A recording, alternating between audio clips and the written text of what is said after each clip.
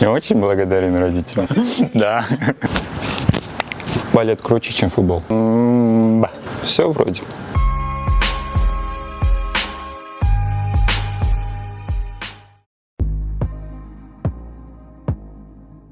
Во время карантина это появилось у меня хобби.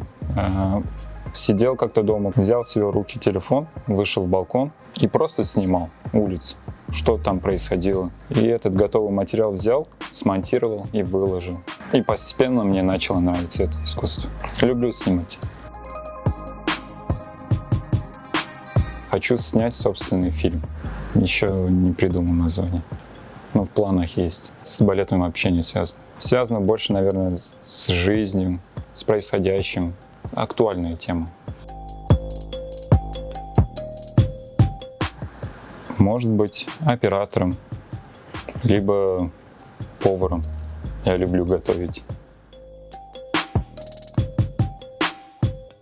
Фирменное мое блюдо – это мясо. Люблю мясо готовить различным способом. Жарить, тушить. Люблю готовить стейки.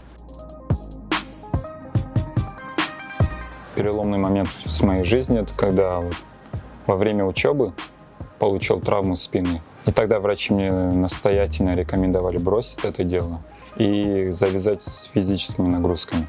Но парадокс в том, благодаря физическим нагрузкам я как бы поддержал свою форму и начал и продолжил свое дело. Раньше увлекался футболом. Если бы не балет, я сейчас, наверное, футболистом стал. А меня уже как бы почти взяли в футбольный клуб, футбольную академию в Краснодаре.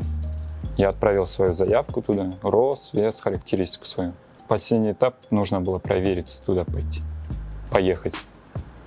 Но меня родители не отпустили. И я остался в балете. Я очень рад этому.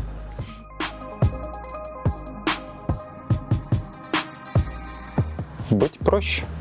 Все. Жизнь, красота в простоте.